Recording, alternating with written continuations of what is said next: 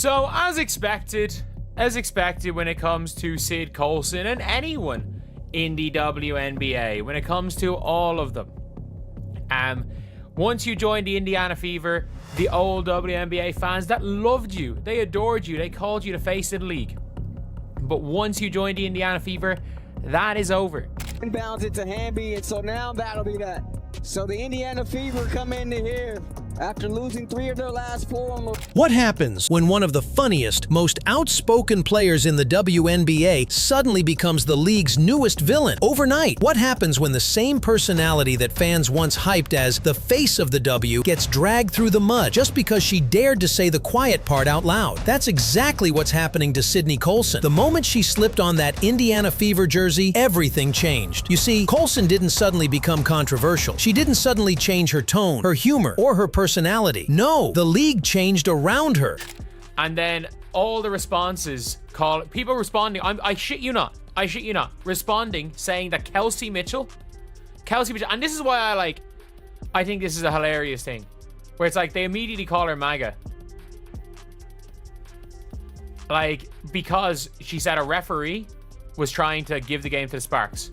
The same fans who once clipped her interviews, laughed at her sarcasm, and called her the funniest player alive are now dragging her through the dirt. Why? Because she called out what every player, every coach, and every diehard fan already knows. The referees are crooked, the whistles aren't fair, and when it comes to the Fever, the bias is brutal. But here's the kicker. The league doesn't want players pulling back the curtain. They want silence. They want compliance. And the second you speak up, especially in Indiana colors, you become public enemy number 1. So now the question is, was Sydney Colson actually wrong? Or is this the latest example of the WNBA protecting its image at all costs, even if it means canceling one of their most marketable stars? Drop your thoughts in the comments right now, because this one is about to get messy. Sydney Colson has always been a wild card in the WNBA. Never the biggest scorer, never the flashiest stat sheet player, but easily one of the most magnetic personalities in the league. She was the spark on social media, the comic relief in interviews, the player everyone shared clips of because she made basketball fun. When she was with the Las Vegas Aces, fans couldn't get enough of her. Now, mind you, that shot clock was not moving at all when she first grabbed that ball. The shot clock was not moving, fam. Let me go back. Let's go back. I'm gonna get a quick play. I'm trying to dodge the copyright, but pay attention to the shot clock simultaneously while hitting De'Erica Hamby's hand right here. Watch this. That shot clock did not move at all, fam.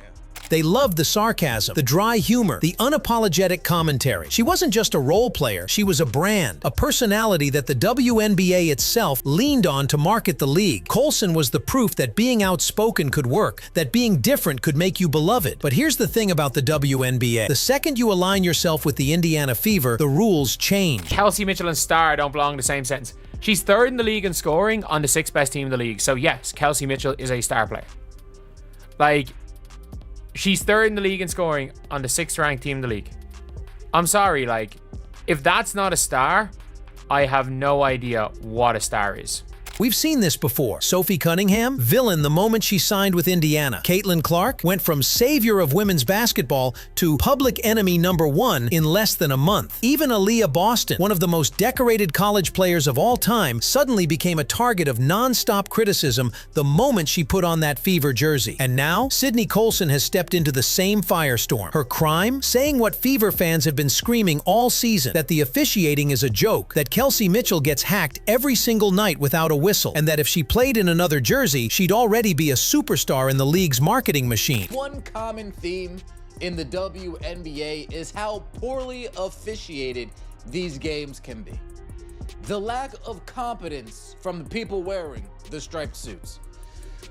Every time I watch a WNBA game, a thought crosses my mind when it comes to the officials, and that thought is, how much money do you have on this game? That's not a radical take. That's not even new. But because Coulson dared to speak up while wearing Indiana colors, the reaction was swift and vicious. Let's break this down piece by piece, because the outrage around Sydney Coulson isn't really about what she said. It's about who said it and where she said it. First, the comments themselves. Coulson didn't go on some wild rant. She didn't attack players personally, didn't throw out conspiracy theories, didn't claim the league was fixed. She simply pointed to the obvious. Kelsey Mitchell is one of the best guards in the WNBA. She takes contact every single night, and somehow she doesn't get the whistle. That's not disrespect, that's facts. Anyone who's watched a Fever game knows Mitchell's slashing style gets her bumped, grabbed, and hacked constantly. Yet the refs swallow the whistle like it's their job description. So what did Coulson do? She put the spotlight on the league's hypocrisy. She said what players mutter under their breath and what fans rage about online. And instead of fans nodding in agreement, the response was venom. Suddenly, Coulson went from funniest player alive to classless, attention-seeking, out of line. Why? Because she said it wearing a Fever uniform. And here's where the double standard gets obvious. When players from bigger market teams complain, like Diana Taurasi, like Candace Parker, even like Asia Wilson, it's called passion. It's called leadership. But when Coulson speaks up for her teammate in Indiana, suddenly it's a problem. The fallout was immediate. Clips of her comments went viral. Trolls flooded her mentions. And even some so-called neutral fans acted like she'd broken some sacred WNBA code. But here's the truth. The only code she broke was silence. Here's where things get messy. Because Coulson's comments didn't just spark outrage, they exposed the WNBA's most uncomfortable truth. Man, I'm talking about right at the end of the game when the nonsense was being called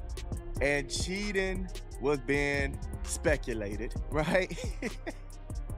Everybody was looking like how Caitlin Clark was looking by the end of that game last night with the Indiana Fever and the Los Angeles Sparks. Everybody was looking just like this, man. What in the world was going on? The league wants players to be marketable, but not too real. Think about it. The W constantly pushes the "we need bigger personalities" narrative. They beg players to be authentic, to connect with fans, to be more than athletes. That's why Coulson became so popular in the first place. She was authentic, funny, outspoken. She gave people a reason to watch beyond the box score. But the second that authenticity turned critical, the league, the media, and a chunk of the fan base flipped. Suddenly, the same qualities that made her marketable were framed as unprofessional. And that's the contradiction. If you're loud, funny, and unapologetic when you're cracking jokes, you're a fan favorite. But if you're loud, funny, and unapologetic when you're calling out bad officiating, you're a problem. Let's be real. This isn't about Sydney Coulson being out of pocket. It's about control. The WNBA wants players who bring personality as long as it's convenient. And she's there clapping back at these fans. And like, these are the people that, like, you know, would have been so much pro. Would have been so pro Sid Coulson when she was on the Aces. And then they just turned. Then you've got this here, waking up hating like this.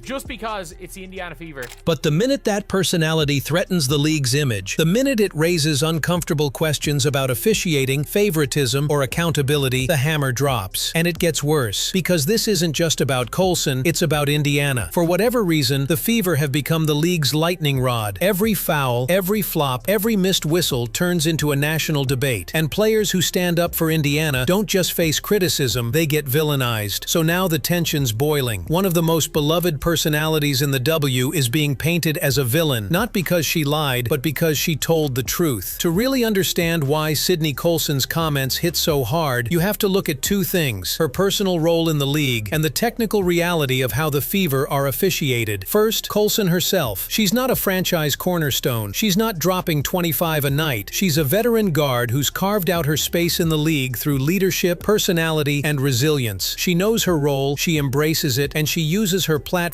to amplify her teammates. That's what made her words about Kelsey Mitchell so powerful. She wasn't defending herself. She was standing up for a teammate who's been overlooked for years. Now let's talk about Mitchell. Kelsey is in her prime. She's one of the fastest guards in the league, a nightmare to defend off the dribble, and she lives in the paint despite being undersized. That style of play should make her a free throw machine. Players like Arike Ogunbowale, Sabrina Ionescu, and Jackie Young all benefit from whistles when they attack. But Mitchell, she's consistently at the bottom of the free throw attempt rankings for players with her usage and style. It's not just bad luck, it's a pattern. Watch the tape and you'll see Mitchell getting bumped mid-drive, hit on the arm, shoved off balance, and the refs, silence, possession over, play on. That's what Coulson was talking about. She wasn't making excuses. She wasn't crying wolf. She was pointing to a statistical and visual reality that's been hanging over Indiana all season. But very few players go on record and say what Coulson said. Why? Because the W runs tight. Speak too loudly, and suddenly you're fined.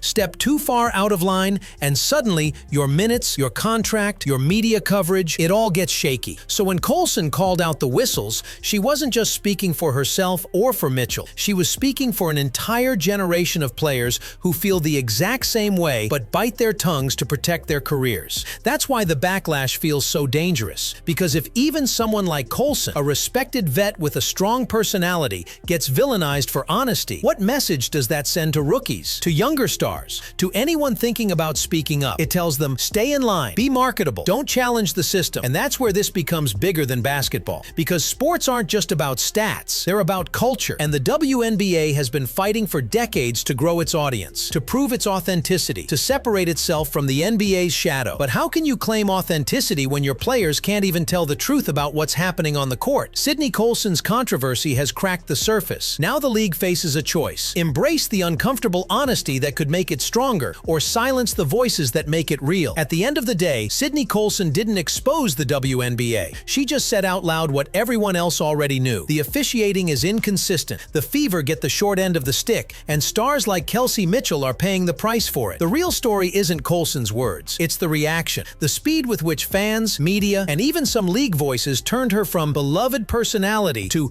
outspoken problem says everything about the WNBA's fragile relationship with honesty. They want players to be funny, loud, and marketable, until those same players start pulling back the curtain. And that's why this moment matters. Because if the W can't handle one of its most likable veterans pointing out bad whistles, how is it going to handle the next controversy? How is it going to handle a superstar calling out bigger issues? Pay, scheduling, team resources, league favoritism. If the response is always shut up and dribble, then all the progress, all the growth, all the hype risks being built on sand. Sydney Coulson isn't a villain. She's a mirror, and the reflection she's showing is uncomfortable. So here's the real question. Will the WNBA learn from this, admit its flaws, and let players speak freely? Or will it keep silencing its most authentic voices until the league becomes a polished shell of what it could be? Because love her or hate her, Coulson just forced that conversation onto center stage. And I'll tell you this much, if the league keeps ignoring voices like hers, the fans won't stay quiet forever. What do you think? Was Sydney Coulson out of line? Or was she the only one brave enough to say what needed to be said? Drop your take in the comments, hit that like button if you're rocking with the Fever, and don't forget to subscribe because this conversation is just getting started.